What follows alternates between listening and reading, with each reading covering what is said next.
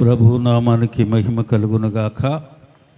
కూడి వచ్చిన మీ అందరికీ నా హృదయపూర్వకమైన వందనాలు తెలియజేస్తున్నాను. కొద్దిసేపు దేవుని మాటలు విందాం. పరిశుద్ధ గ్రంథంలో మత్తయి సువార్త 28వ అధ్యాయము, మత్తయి సువార్త 28వ అధ్యాయము 19-20 వచనాలు మనం చదువుకుందాం. మత్తయి సువార్త 20వ అధ్యాయము 19-20 వచనాలు. కాబట్టి మీరు వెళ్ళి సమస్త జనులను శిష్యులనుగా చేయుడి, తండ్రి యొక్కయు కుమారుని యొక్కయు పరిశుద్ధాత్మ యొక్కయు నామములో వారికి బాప్తిసమిచ్చుచు నేను మీకు ఏ సంగతులు ఆజ్ఞాపించితినో వాటన్నిటినీ గైకొనవలనని వారికి బోధించుడి. ఇదిగో నేను యుగ సమాప్తి వరకు సదాకాలము మీతో కూడా ఉన్నానని వారితో చెప్పాను. చిన్న ప్రార్థన చేసుకుందాం. కృపగల దేవా, మీకు వందనాలు. ఇగో నాయన, ఈ పునరుద్ధాన దినమందు మీ సన్నిధిలో ఉన్న మేము నీ మాటలు వినాలనే ఆశతో ఉన్నాం ప్రభువా. ఈ చదవబడిన వాక్య భాగంలోని సత్యాలను మీ ఆత్మచేత మాకు వినిపించి వాటిని మా హృదయాల్లో భద్రపరుచుకొని బలపరుచుకొని వాక్యానుసారంగా జీవించే కృప మాకు అనుగ్రహించి మహిమ పొందమని మా ప్రభు అయిన యేసయ్య పరిశుద్ధ నామములో అడిగి వేడుకొనుచున్నాను తండ్రి, ఆమేన్. ప్రియమైన దేవుని బిడ్డలారా, చాలా జాగ్రత్తగా దేవుని వాక్యాన్ని వినాలి. పోయిన ఆదివారం అప్పటికే లేట్ అయిపోయిందని కొన్ని మాటలు వదిలేశాను. తర్వాత యూట్యూబ్లో ఉన్నవారు ఫోన్ చేసి అన్న చాట్ చేశారు, మెసేజ్ అని చెప్పారు. దాదాపుగా మనకి 150 మంది చూస్తున్నారు లైవ్లో. వాక్యము చాలా జాగ్రత్తగా వినాలి. చదవబడిన లేఖన భాగంలో యేసు ప్రభువారు పునరుద్ధానుడైన తర్వాత శిష్యులను పిలిచి ఒక మాట చెప్పాడు. ఏమంటున్నాడు? అదే మనం చదువుకున్న వాక్యం. మీరు వెళ్ళండి, కాబట్టి మీరు వెళ్ళి సమస్త జనులను ఎవరిని చేయమంటున్నాడు? సమస్త జనులను ఏం చేయాలట? ఏం చేయమని అడుగుతున్నాడు? శిష్యులనుగా చేయమంటున్నాడు. హల్లెలూయా. సమస్త జనులను శిష్యులుగా చేయండి. నేను మీకు ఏ సంగతులైతే ఆజ్ఞాపించానో అవి వారికి బోధించండి. వారికి బాప్తిసాలు ఇవ్వండి. వాటిని అనుసరించేటట్లుగా మీరు చేయండి. బాప్తిసం ఇచ్చుచు నేను మీకు ఏ సంగతులు ఆజ్ఞాపించుతున్న వాటన్నిటినీ గైకొనవలెనని యేసు ప్రభువారు ఏమైతే భూలోకంలో జీవించి ఉండగా చెప్పారో వాటన్నిటినీ గైకొనాలని వారికి చెప్పండి. ఏం చేయమని? శిష్యులుగా చేయమన్నాడు. శిష్యునికి విశ్వాసానికి తేడా ఉంది. విశ్వాసులు వాడు విశ్వాసం ఉంటే వస్తారు, లేకపోతే లేదు. శిష్యుడైతే మాత్రం ఆయన గురువుగారు జీవించున్నంత కాలము ఏ సంగతులైతే ఆయన బోధిస్తున్నాడో వింటారు. ఆయన లేకపోయిన తర్వాత వాటిని అనుసరించి నడవాలి. అదే విషయాన్ని తన శిష్యులకు యేసయ్య చెప్తా ఉన్నాడు. ప్రియమైన దేవుని బిడ్డలారా, ఈనాడు ప్రతి సంఘాలలో కానీ ప్రతి ఒక్క సువార్థికుడు కానీ సువార్తను ప్రకటించే టైంలో లేదా సంఘాలలో విశ్వాసులను పెంచుకోవటానికి చూస్తున్నారు, కానీ శిష్యులనుగా చేయట్లా. అర్థమవుతుందా మీకు? విశ్వాసులు వేరు, శిష్యులు వేరు. విశ్వాసులకి శిష్యులకి తేడా తెలుసుకుందాం ఈరోజు. అందరూ ఏమని సంఘాలను పెంచుకోవటానికి, ఇన్ని సంఘాలలో మా విశ్వాసులు ఉన్నారు, ఇన్ని సంఘాలు, ఇన్ని వేల మంది మాకు వస్తూ ఉన్నారు, ఇన్ని లక్షల మంది మా విశ్వాసులు ఉన్నారని చెప్పుకుంటున్నారు. ఆ విశ్వాసులేమో యేసు ప్రభుకి శిష్యులుగా ఉండకుండా అయ్యగారికి శిష్యులు అయిపోతూ ఉన్నారు. అర్థమవుతుందా మీకు? ఎవరికి అవుతున్నారు? దేవుడు ఎవరికి శిష్యులుగా చేయమన్నాడు? సమస్త జనులకు శిష్యులుగా నాకు చేయండి అని అంటే వీరేం చేస్తూ ఉన్నారు? వారికి శిష్యులుగా ఉన్నారు. ప్రియమైన దేవుని బిడ్డలారా, ఉండవలసిన శిష్యరకం దేవునితో కానీ పాస్టర్తో కాదు, దైవజనుడితో కాదు. యేసు ప్రభు అదే చెప్తా ఉన్నారు. మీరు వెళ్ళి సమస్త జనులను శిష్యులుగా చేయండి, సమస్త జనులను అని అన్నారా? కొంతమందిని అన్నాడా? కొంతమందిని అనలా, సమస్త జనులను అని అన్నారు. శిష్యులుగా చేయాలి. శిష్యులకి ఏదైతే నేర్పించారో, ఏదైతే ఆజ్ఞాపించాడో వాటన్నిటి ప్రకారంగా వాళ్ళకి బోధించి వాటిని అనుసరించేటట్లుగా దైవజనులకు చేయమని చెప్పాడు. తన శిష్యులకు బోధిస్తూ ఉన్నాడు. మీరు వెళ్ళండి, వెళ్ళి నాకు శిష్యులుగా చేయండి అన్నాడు. ప్రియమైన దేవుని బిడ్డలారా, శిష్యరకం ఎంత కష్టమో తెలుసా అండి? శిష్యరకం చాలా కష్టం. ఆయన మరి గురువుగారు ఏదైతే అవలంబిస్తూ ఉన్నాడో, ఏదైతే చెప్తూ అలాగ నడవాలని చెప్తా ఉన్నారో అలాగనే నడవాలి. దీంట్లో పరిశుద్ధ గ్రంథంలో ఇద్దరు ఉన్నారు. ఎవరు వారు? ఏలియా, ఎలీషా. ఇద్దరు గురు శిష్యులు. ఏలియా దగ్గర ఉన్నాడు శిష్యుడుగా ఎలీషా. ఆయన దేవుడు ఏలియాని ప్రవక్తగా నిలబెట్టిన తర్వాత, అయ్యా నిన్ను పరమునకు తీసుకొని పోబోతున్నాను, నీకు మారుగా ప్రవక్త అయ్యుండుటకు అబిల్మహోలవాలాడు షాపాతు కుమారుడైన ఎలీషాను అభిషేకించి తీసుకొని రమ్మన్నాడు. ఈయన వెళ్ళేటప్పటికే ఆయన అరకలు దున్నుతూ ఉన్నాడు. 12 అరకల ఎడ్లను పెట్టుకొని వెళ్ళి ఆయన దుప్పటి ఆయన మీద వేశాడు. వేయగానే ఆత్మ ఆవరించింది.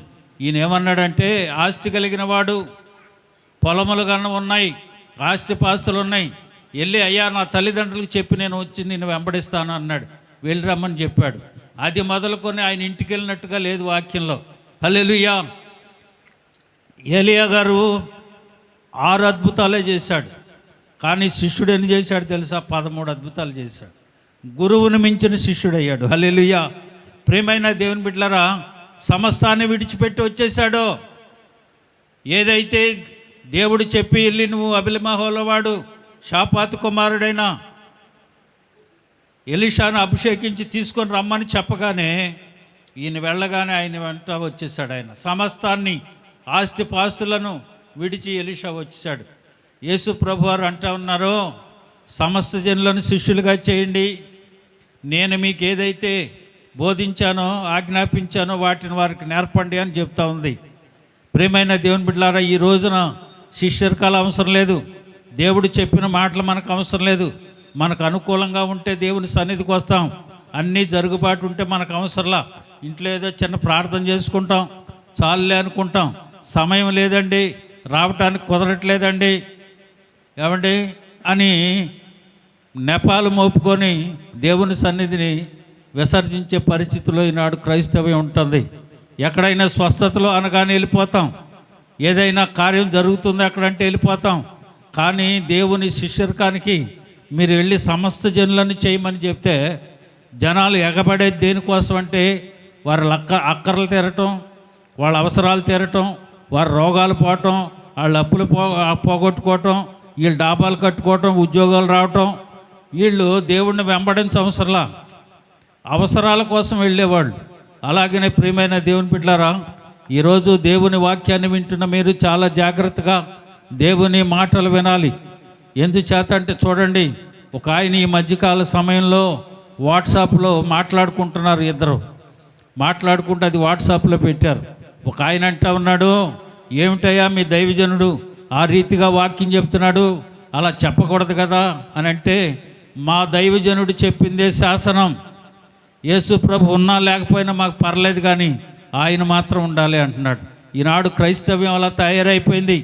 దైవజనులకు శిష్యులైపోయారు. యేసు ప్రభు వారేమో సమస్త జనులను నాకు శిష్యులుగా చేయండి, నేను చెప్పిన వాటిని వాళ్ళకి బోధించి వాటిని గైకొనేటట్లుగా మీరు వాళ్ళకి వాక్యం చెప్పండి బాబు అని ఆయన చెబుతూ ఉంటే, వీరేమో ఈ రకంగా తయారు చేస్తూ ఉన్నారు.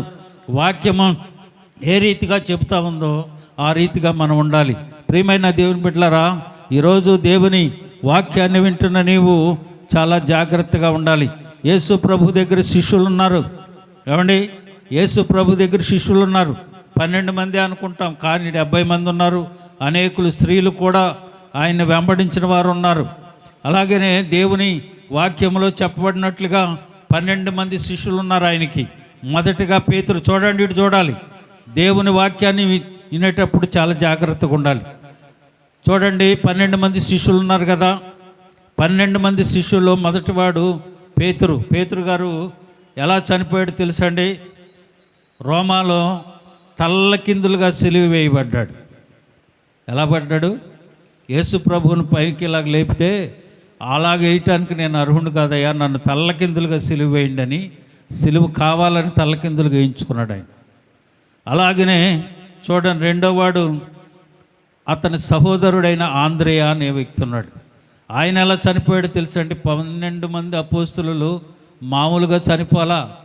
యేసు ప్రభు వారు చెప్పింది, ఆజ్ఞాపించినట్టు చెప్తే ఒక్కడు ప్రార్థనకు రాడు.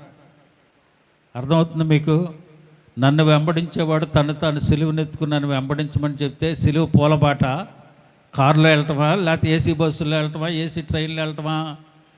సిలువనెత్తుకుని మోయటం అంటే శ్రమానుభవంలోనికి రమ్మని.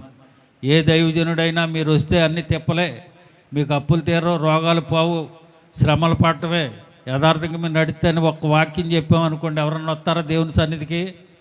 ఎవడో రాడు. నీకు అనారోగ్యం పోద్ది, నీకు అప్పులు పోతాయి అని చెప్తేనే వస్తాడు. కానీ దేవుని వాక్యం ఏమంటా ఉంది? శిష్యులుగా చేయమంది. శిష్యులు ఒక్కడైనా సరిగా ఉన్నాడా? చనిపోయాడా? హతసాక్షులు అయిపోయారు. చూడండి, రెండో వాడు ఆంద్రియ, అతను ఎలా చనిపోయాడు తెలుసా? ఇంటూ ఆకారంలో సిలువేశారు ఆయనేమో తల్లకిందులుగా వేశారు, ఈయన సహోదరుడినేమో ఇంటూ ఆకారంలో వేశారు. మూడో వాడు యాకోబు, జెబెదయి కుమారుడైన యాకోబు, అతన్ని ఎలా చేశారు? యెరూషలేములో శిరచ్ఛేదనం చేయబడ్డాడు. మెడ నరికేశారంతే. ఒక్కరు కూడా సరిగా చనిపోలేదు. వారు ఏం చేశారు? ప్రాణత్యాగాలు చేశారు, హతసాక్షులుగా నిలబడ్డారు. క్రైస్తవం అంటే అది.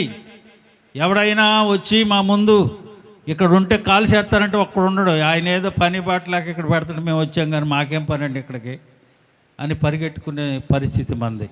అది కాదు క్రైస్తవ్యం అంటే. శిష్యరకం చేయాలి. యేసు ప్రభువారు ఏదైతే ఆజ్ఞాపించాడో అలాగున నడవాలి. నాలుగో వాడు యోహాను, అతని సహోదరుడైన యోహాను. చూడండి, మరుగుచూ ఉన్న నీటిలో వేయించారు ఆయన్ని. దేవుని అద్భుతమైన కృప వలన ఆయన మరణించకుండా బొండల్లో వేసి కొట్టారు. చివరికి పద్మాసు దేశంలోనికి తీసుకువెళ్ళి పెడితే ఆయన ప్రకటన గ్రంథం రాశాడు. హల్లెలూయా. ఆయన ఒక్కడే ఇలాగ ఇబ్బంది పడినా ప్రకటన గ్రంథం రాయటానికి దేవుడు ఆయనకు అనుమతి అనుగ్రహించాడు. హల్లెలూయా. చూడండి, ఐదో వాడు ఫిలిప్పు. ఈయన చిన్న ఆసియాలో బలము గల రాళ్లతో, పెద్ద పెద్ద రాళ్లతో కొట్టబడి చంపబడ్డాడు. అలాగనే తోమా ఉన్నాడు, అనుమానపు తోమా ఉన్నాడు కదా, నీ చేతిలో వేలు పెడితే నేను నమ్మనన్నాడే ఆయన ఎలా చనిపోయాడు తెలుసా అండి? మద్రాసు వచ్చి సువార్తను ప్రకటిస్తూ ఉంటే బళ్ళలతో పొడవబడ్డాడు ఆయన. ఇప్పటికీ సాక్షి తోమా మౌంట్ అని ఆయన ప్రార్థన చేసిన స్థలాలు ఉన్నాయి, ఆయన ఎముకలు ఉన్నాయి, ఆయన వాడిన వస్తువులు ఉన్నాయి. ఇప్పుడు మద్రాసులో మ్యూజియంలో పెట్టి చూపిస్తూ ఉన్నారు. ఈ చెప్పేవన్నీ ఏదో కళ్ళబొల్లి కబుర్లు కాదు, నిజాలు. పరిశుద్ధ గ్రంథంలో వ్రాయించినట్లు ప్రతి వ్యక్తి ఉన్నాడు. హతసాక్షిగా పలానా చోట చనిపోయాడు, పలానా చోట పలానా ఊరిలో పలానగా ఇలాగ చనిపోయారు అని చెప్తున్నారు వాక్యం. అలాగనే చూడండి, మత్తయి, ఈయన ఐథియోపియాలో పట్టణంలో కత్తి చేత చంపబడి హతసాక్షిగా కత్తి చేత పొడి చేశారు. ఆయన పీకలు నరికేస్తున్నారు, రాళ్లతో కొట్టి చంపేస్తున్నారు, ఆఖరికి చిరఛేదనాలు చేస్తున్నారు, కత్తులతో పొడిచి చంపేస్తున్నారు. 9వ వాడు యాకోబు, చిన్న యాకోబు అంటారు ఈయన్ని. ఆయనే ఎలాగ చనిపడి ఎత్తైన ఆలయం మీదకి తీసుకెళ్ళి ఈయన్ని కిందకి విసిరేశారు. ఇంకా చావలేదని అక్కడ కుమ్మరోళ్ళు ఉంటే వాళ్ళ దగ్గర కర్రలు ఆడ తిప్పుతానికి ఉంటాయి, కర్రలు తీసుకొని చంపేశారు ఆయన, కొట్టేసి బాగా. అలాగనే తద్దయి కుమారుడగు లెబ్బయి అనే వ్యక్తి ఉన్నాడు. బాణాలు వేసి చంపేశారు ఈయన. బాణాలు నిలబెట్టి బాణాలతో కొట్టి చంపేశారు. అలాగనే సీమోను, కానానీయుడైన సీమోను ఉన్నాడు. పెడరెక్కలు విరిచి సిలువ కట్టేసి ఆయన చంపేశారు. అపోస్తుల కార్యాల్లో ఆ వాక్యం ఉంటుంది. అలాగనే మత్తయి వేరు, మత్తీయ ఈయన పేరు.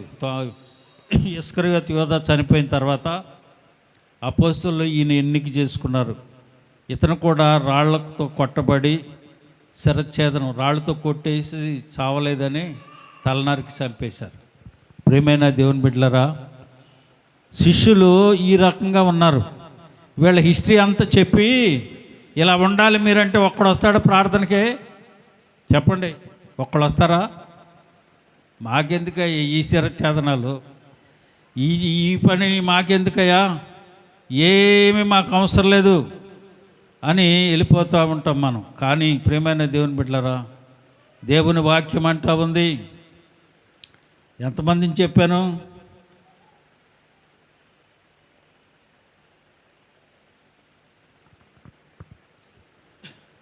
ఇలాగున 12 మంది శిష్యులు కూడా ఇంకొకళ్ళని అయితే తోలుతో చర్మం ఒలిసేశారు. అలాగున శిష్యులు చంపబడ్డారు, హతసాక్షులుగా నిలవబడ్డారు. దేవుని వాక్యం అంటా ఉంది, శిష్యులతో చెప్తా ఉన్నాడు, మీరు వెళ్ళి వాళ్ళు నాకు శిష్యులుగా చేయండి, ఏమేమి అయితే మీకు ఆజ్ఞాపించానో వాటి ప్రకారంగా వారు నడిచేటట్లుగా మీరు చేయండి అని యేసుప్రభు వారు తన శిష్యులకు ఆజ్ఞాపించాడు. చూడండి, మొదటిగా మనం చూసినట్లయితే అపోస్తల కార్యాలు 14వ అధ్యాయం 21వ వచనం. వారు ఆ పట్టణంలో సువార్తను ప్రకటించి అనేకులను శిష్యులుగా చేసిన తరువాత లుస్త్రకును ఈకియోకును అంతియోకయకును తిరిగి వచ్చి ఉన్నారు అని దేవుని వాక్యం అంటా ఉంది. దేవుడు ఏమైతే వారికి చెప్పారో వారు ఆ ప్రకారంగా చేస్తూ శిష్యుల్ని తయారు చేసుకుంటూ ఆయా ప్రాంతాలలో సువార్తను ప్రకటించుచూ వెళుతూ ఉన్నారు వీళ్ళు. అలాగనే దేవుని వాక్యాన్ని ప్రకటించాలి మనం. ఏదొచ్చినా చివరికి అపాయమై ప్రాణాపాయం కలిగినప్పటికీ దేవుని సువార్తను ప్రకటించే వారంగా మనం ఉండాలి. చూడండి, మొదటిగా మనం నేర్చుకుందాం. యెషయా గ్రంథము 50వ అధ్యాయము 4వ వచనాన్ని మనం చూసినట్లయితే, అలసిన వానిని మాటల చేత ఓర నుంచి జ్ఞానము నాకు కలుగునట్లు శిష్యునిగా తగిన నోరు యెహోవా నాకు దయచేసి ఉన్నాడు. శిష్యుడు వినున్నట్లుగా నేను వినుటకై ఆయన ప్రతి ఉదయమున నాకు వినుబుద్ధి పుట్టించి ఉన్నాడు. హల్లెలూయా. ప్రియమైన దేవుని బిడ్డలారా, యెషయా ప్రవక్త ద్వారా దేవుడు మాట్లాడుచున్న మాట, అయ్యా వినుబుద్ధి నాకు దయచేయి. శిష్యుడు ఎలాగున శిష్యునికి తగిన నోరు నాకు యెహోవా దయచేసి ఉన్నాడు. శిష్యుడు వినున్నట్లుగా నేనును వినుటకు ప్రతి ఉదయము నాకు వినుబుద్ధి దయచేస్తా ఉన్నాడు. హల్లెలూయా. శిష్యుడు ఏం చేస్తాడండి? గురువుగారు ఏం చేస్తాడు, ఏం చెబుతాడు, అవి వినటానికి వినుబుద్ధిని, దేవా నీవు నాకు వినుబుద్ధి కలుగు చెయ్యి అని దేవుని వాక్యం అంటా ఉంది. మొట్టమొదటిగా శిష్యునికి ఉండవలసిందేంటి? వినుబుద్ధి కావాలి. అలాగే రెండవదిగా చూడండి, యెషయా గ్రంథం యోహాను సువార్త 8వ అధ్యాయం 31వ వచనం. కాబట్టి యేసు తను నమ్మిన యూదులతో, మీరు వాక్యమందు నిలిచిన వారైతే నిజముగా నాకు శిష్యులయ్యుండి సత్యమును గ్రహించెదరు. హల్లెలూయా. మొదటిగా వినుబుద్ధి కావాలి, తర్వాత వాక్యమును నిలిచిన వారుగా ఉండాలి. ప్రియమైన దేవుని బిడ్డలారా, యేసు తను నమ్మిన యూదులతో, మీరు నా వాక్యమందు నిలిచిన వారైతే నిజముగా నాకు శిష్యులయ్యుండి సత్యమును గ్రహించెదరు. హల్లెలూయా. సత్యమును గ్రహించేవాడు, వాక్యములో నిలిచి సత్యమును గ్రహించేవాడే ఆయన శిష్యుడు. లేదనుకోండి ఆయన శిష్యుడిగా ఉండడం. జ్ఞాపకం చేసుకునండి. చూడండి, మూడవదిగా మనం చూసినట్లయితే తనకు కలిగినవన్నీ విడిచి ఆయన్ని వెంబడించేవాడు. వినుబుద్ధి కలిగినవాడు, వాక్యములో నిలిచినవాడు, తనకు కలిగినన్ని విడిచి యేసుని వెంబడించేవాడే ఆయన శిష్యుడు. చూడండి, లూకాసు వార్త 14వ అధ్యాయం 33వ వచనం. ఆ ప్రకారమే మీలో తనకు కలిగినదంతా విడిచిపెట్టని వాడు నా శిష్యుడు కానేరడు. తనకు కలిగినదంతా విడిచిపెట్టి యేసును వెంబడించేవాడే ఆయన శిష్యుడు. అలాగనే అలాంటి వారు ఇప్పుడు ఉన్నారండి అనే సందేహం మనకు కలగవచ్చు కదా. చూడండి, ఇంగ్లాండ్ దేశంలో జార్జ్ ఆంట్లీ అనే ఒక వ్యక్తి ఆ దేశంలో సంపన్నుడై ఉండి ఆ సంపదనంతను బేదలకు పంచేసి సువార్తను ప్రకటించడానికి వెళ్ళాడు. ఒక 6 సంవత్సరాలు ఒక ప్రాంతంలో సువార్తను ప్రకటిస్తూ ఉంటే అనారోగ్యం కలిగింది ఆయనకి. కలిగిన తర్వాత ఆయన ఏం చేశాడంటే తన స్వదేశానికి వెళ్ళాడు. అక్కడ డాక్టర్ గారు ఈయన్ని చెక్ చేసి, అయ్యా నీకు పరిస్థితి ఏం బాగోలేదు, నువ్వు బయటికి వెళ్ళి సువార్తను ప్రకటించడానికి కుదరదు అని చెప్పాడు. ఈయన ఏం చేశాడు, ప్రభువు కోసం మరణించటం కంటే అంత గొప్ప భాగ్యం నాకేముందండి, నేను చనిపోయినా పర్వాలేదు కానీ దేవుని సువార్తను నేను ప్రకటించాలి అని అన్నాడు. ప్రియమైన దేవుని బిడ్డలారా, సత్యాన్ని అనుసరించేవాడు, యేసు క్రీస్తుకు శిష్యుడిగా ఉండేవాడు తన ప్రాణాన్ని సైతం లెక్క చేయడు అని దేవుని వాక్యం సెలవిస్తూ ఉంది. తనకు కలిగినది విడిచిపెట్టి యేసుని వెంబడించేవాడే నా శిష్యుడు అని, దేవుని కలిగినది అంతయు విడిచిపెట్టని వాడు నా శిష్యుడు కాడు అని. అలాగే 4వదిగా చూడండి, లూకాసు సువార్త 14వ అధ్యాయం 27వ వచనం, మరియు ఎవడైనను తనను తన సిలువను మోసుకొని నన్ను వెంబడింపనివాడు నా శిష్యుడు కానేరడు. ఎవడైనను ఆయన వెంబడించాలి అని అంటే తన్ను తాను ఉపేక్షించుకొని తన సిలువనెత్తుకొని యేసయ్యని వెంబడించాలి. ఆ సిలువనెత్తుకొని వెంబడించని వాడు నా శిష్యుడు కాడు అని దేవుని వాక్యం సెలవిస్తూ ఉంది. చూడండి, 5వదిగా అపోస్తల కార్యాలు 13వ అధ్యాయం 52వ వచనం, అయితే శిష్యులు ఆనందభరితులై పరిశుద్ధాత్మతో నిండిన వారై ఉన్నారు. ఇరుకులు వచ్చినాయి, శ్రమలు వచ్చినాయి, యూదులందరినీ చెదరగొట్టేశారు, ఒకే చోట ఉండటానికి వీల్లేదు. కానీ వీరు పరిశుద్ధాత్మలో ఆనందాన్ని పొందుకుంటున్నారు. హల్లెలూయా. శిష్యులందరూ ఏముంటున్నారట, ఆనందభరితులై పరిశుద్ధాత్మతో నిండిన వారైరి. శిష్యుడు ఎలా ఉంటాడట, శ్రమలో కూడా పరిశుద్ధాత్మతో నింపబడిన వాడుగా ఉంటాడో ఆ రీతిగా ఉండాలి. ఆయన సిలువనెత్తుకొని వెంబడింపనవాడు నా శిష్యుడు కాడు అని అంటూ ఉన్నాడు. సమస్తాన్ని విడిచిపెట్టి నన్ను వెంబడించకపోతే నా శిష్యుడు కాదు అని అంటూ ఉన్నాడు. వినుబుద్ధి కలిగిన వాడు నా శిష్యుడు అంటున్నాడు. వాక్యంలో నిలిచి ఉన్నవాడే నా శిష్యుడు అంటూ ఉన్నాడు. ప్రియమైన దేవుని బిడ్డలారా, ఈ ఉదయకాల సమయం దేవుని మాటలు వింటున్న మనం ఆయనకి శిష్యులుగా ఉన్నామా లేదా, ఆ అర్హత మనలో ఉన్నదా లేదా అని వాక్యానుసారంగా మనం గమనించుకోవలసిన వారంగా ఉన్నాడు. చూడండి, లూకాసు వార్త 14వ అధ్యాయం 26వ వచనం, ఎవడైనను నా యొద్దకు వచ్చి తన తండ్రిని, తల్లిని, భార్యను, పిల్లలను, అన్నదమ్ములను, అక్కచెండ్లను, తన ప్రాణమును సహా ద్వేషింపకుండని వాడు నా శిష్యుడు కానేరడు. హల్లెలూయా. ప్రియమైన దేవుని బిడ్డలారా, అందరికంటే యేసుని ఎక్కువగా ప్రేమించాలి. ఇంటిలో ఎవరున్నా సహా నీ ప్రాణముతో సహా ద్వేషించాలి. యేసుని వెంబడించాలి. ఆయన శిష్యుడిగా ఉండాలి అని అంటే ఆ రీతిగా మనం ఉండాలి. 7వదిగా చూడండి, దేవుని చిత్తాన్ని జరిగించాలి. 8వది, ఆయన ఆజ్ఞ ప్రకారం మత్తయి సువార్త 21వ అధ్యాయం 6వ వచనం, శిష్యులు వెళ్ళి తనకు ఆజ్ఞాపించిన ప్రకారము చేసిరి. హల్లెలూయా. ఆయన ఏదైతే ఆజ్ఞాపిస్తూ ఉన్నాడో అది జరిగించేవాడే శిష్యుడు. జరిగింపనవాడు ఆయన శిష్యుడు కాడు. తన ఇష్టానుసారంగా నడుచుకునేవాడు ఆయన శిష్యుడు కాడు. ఆయన ఏదైతే మనకు ఆజ్ఞాపిస్తూ ఉన్నాడో ఆ ఆజ్ఞ ప్రకారంగా నడుచుకుంటేనే ఆయన శిష్యులుగా ఉంటాం. చూడండి, 9వది మార్కు సువార్త 6వ అధ్యాయం 1వ వచనం, ఆయన అక్కడ నుండి బయలుదేరి త్వదేశమునకు రాగా ఆయన శిష్యులు ఆయనను వెంబడించిరి. హల్లెలూయా. ఆయనను వెంబడించేవారే ఆయన శిష్యులు. ఆయన కొరకు జీవించేవారు, సమస్తాన్ని విడిచిపెట్టేవాళ్ళు, తన ప్రాణము సైతము లెక్క చేయని వారు ఆయన శిష్యులుగా పిలువబడతారు. కానీ ఏదో నామకార్థమైన భక్తిలో మనం ఉండి నామకార్థంగా ఈరోజు వెళ్ళాలిలే అని అనుకుని వచ్చేవాడు కాదు. చూడండి, 10వదిగా మనం చూసినట్లయితే ఒకరి ఎడల ఒకరు ప్రేమ కలిగి, 13 యోహాను సువార్త 35వ అధ్యాయం, మీరు ఒకరి ఎడల ఒకరు ప్రేమ గలవారై ఉండని ఎడల దీనిని బట్టి మీరు నా శిష్యులని అందరూ. మీరు ఒకరి ఎడల ఒకరు ప్రేమ గలవారైన ఎడల దీన్ని బట్టి మీరు నా శిష్యులని అందరూ. దాన్ని బట్టి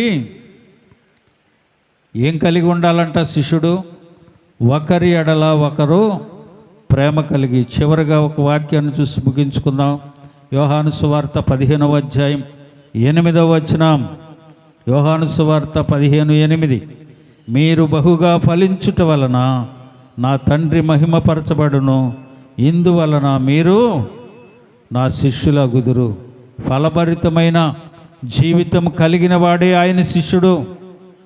మీరు ఒకరి ఎడల ఒకరు, మీరు బహుగా ఫలించుచున్నట్లు, మీరు బహుగా ఫలించుట వలన నా తండ్రి మహిమపరచబడును, ఇందువలన మీరు నా శిష్యులు అగుదురు. ఫలభరితమైన జీవితం కలిగిన వారు. గలతీ పత్రిక 5వ అధ్యాయం 22లో చెబుతాడు కదా ఆయన, ప్రేమ ఆత్మఫలమేమనగా ప్రేమ, సంతోషము, సమాధానము, దీర్ఘశాంతము, దయాళత్వము, మంచితనము, విశ్వాసము, సాత్వికము, ఆశా నిగ్రహము.